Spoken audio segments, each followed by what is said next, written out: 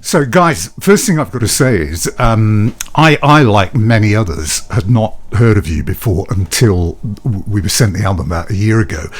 And I remember putting the album on and hearing the first track, it's like Nitro. I'm just thinking, where are these guys from?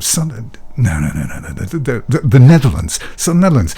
And like every track was completely different. You would begin on Night Train, so we had James Brown, and then we were a couple of tracks later we're in Philadelphia. There's a little bit of Philly soul, and then we've got the Hammond organ, and then we've got some of the Blues Brothers, and then we've got Mr. Garbage Man.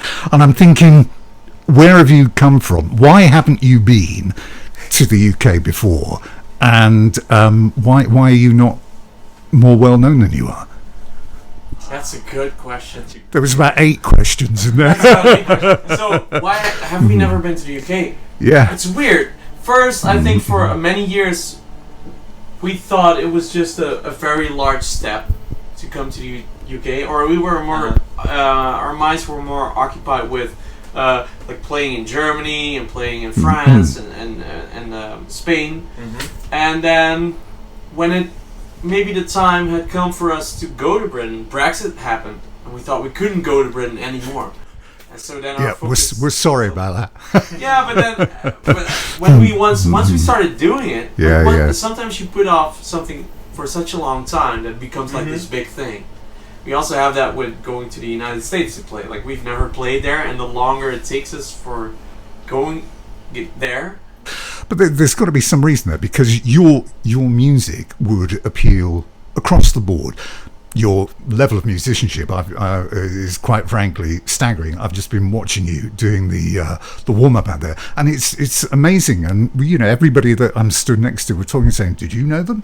Not before last year. Why haven't we heard from them before?" So you clearly need to get off your ass, boys. I have to say this, right?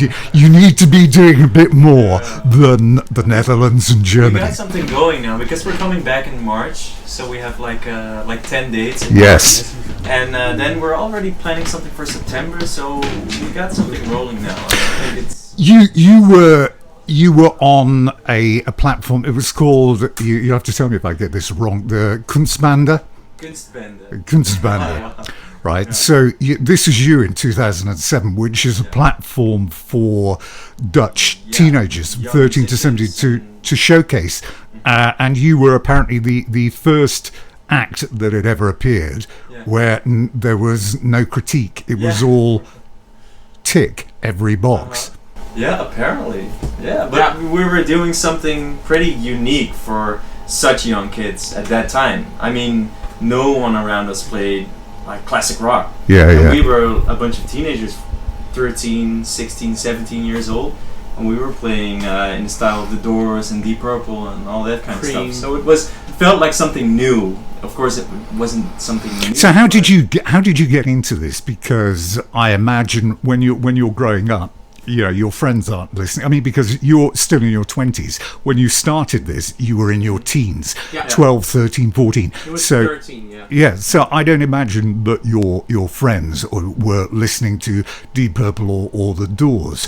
So we had some friends, actually. But it started, I think, with, and this is weird, so we're brothers, and our dad was always playing music at home. So there was always music playing, but it was more like alternative rock from the 80s until now, because our dad is 54 now, so he grew up in the 80s. And so that provided like a first incentive to do something with music. And then I started playing guitar when I was 9. I was like inspired by, I don't know, like Nirvana probably. And when I was 11, I was kind of like, skateboarding was more interesting to me than guitar playing. To revitalize my my interest in the guitar more, I guess, my dad gave me he bought me a Jimi Hendrix compilation CD for Christmas, but he didn't know Jimi Hendrix. He just knew that Jimi Hendrix was seen as the best guitarist in the world. And he was like, maybe this will inspire Pablo to quit skateboarding and really invest his time in the guitar again. And then I listened to it, and at first I was like, I don't know what to make of this. And then the second time I listened to, because when you're young and you, especially when you get an album like this was for Christmas. Yeah. That was the only thing I had. Like that was the only CD I had, so I played it again and again and again. Around the third time, something clicked. I was like, "Whoa, oh, this is awesome!" And then especially since there were some songs that I could kind of play like after some practice, it really did revitalize my like enjoyment of guitar playing. And then Luca also heard it, and because of Hendrix, I started delving deeper into this kind of music, and I discovered Cream and Led Zeppelin and The Doors and all of those 60s bands. But to perfect the technique that you've done and listen to your live set out there, I mean, it's not merely a copy. I mean, your original music is very original. I mean, it's too easy actually. When I looked at the description of the band, psychedelic southern rock from the Netherlands, from the deep south of the Netherlands. Well, I mean, that's a fairly loose interpretation because you've got more going on in there than I think it has to do with us discovering all this music at such a young age. You always you go on, you want to discover more. So Hendrix came to us when I was like, I don't know, 13 probably, and he was 9, 10. And so then I got into like older blues, and then later Luca turned us onto old soul music, and this has been happening for like 20 years almost. Like we've been listening to all this old music from the 50s, 60s, 70s, and what comes out then naturally, if you're inspired by all that music, what comes out is something that is almost traceable to one of those sources, because it's like your work rate. You're churning out albums and songs, and you connect very well with your support base. Asking them, which songs should appear in what order on albums, the way you put together albums, making an album called the Tascam tapes. And for people that don't know what that is literally a handheld tape recorder, isn't it? Which you record voice on. So you made an album in the back of in the back of the van. Yeah. There was this idea. Pablo came up with it. He had this old Tascam Porta 1 or Porta 2. Porta 2. Yeah, the cassette recorder, and we were like, hey, maybe we can do something with it because it sounds nice. It has this crunchy sound. But we were going on a tour, and we couldn't record in studios. We couldn't I couldn't set up a drum kit in the van, of course. So we had to come up with different ideas. And then, Pablo had his guitar, but I had to play everything on like a drum sampler machine. So I had all these old soul records at home, and I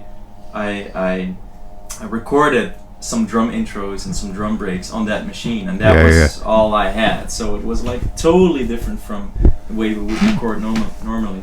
And Robin had this super small synthesizer, and we were crammed, sitting in the back of the van like this. Robin was playing like that, I was doing like this, and then our roadie and sound guy were in the front, and they were getting crazy. Yeah, and it kind of has to do with our, like, very early on in our career, we just started releasing albums.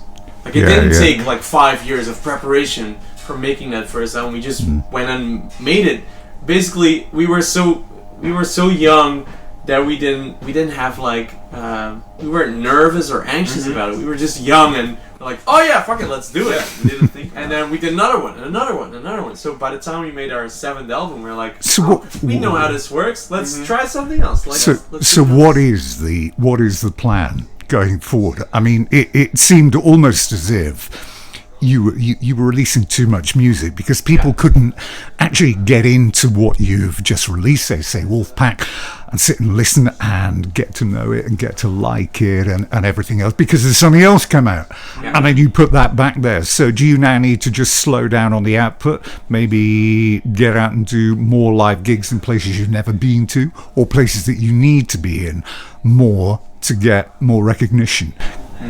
Yeah, maybe, but we like it so much, to write and record. So that's what we will just keep on doing, and play a lot of shows in between. And next year we're planning on going back to the UK, and we're doing like a European tour, but we're also planning on recording a new album. So we have to somehow make that work.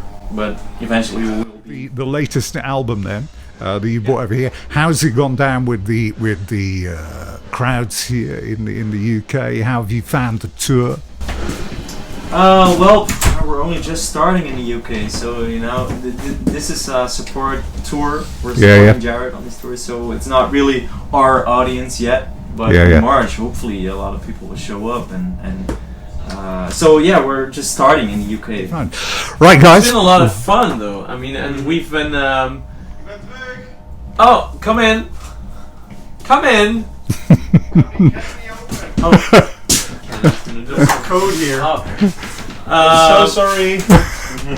My Leslie was broken. I had to fix it. So let's hope it'll stay working for tonight. The fuse blew because of the wrong power tube, but I don't know which one. Let's hope the Leslie stays working for tonight. Well, ladies and gentlemen, it has been our pleasure to bring you this band DeWolff. If you've not heard of them, then you need to go and listen to them. And if you get a chance to see them, you should definitely get out to see them live. Fantastic band, great album, and we're looking forward to you coming back to do this headlining tour of your own in March. March, yes. Yeah. March it is. All right. Thank you very much for this great interview. Thank you, guys.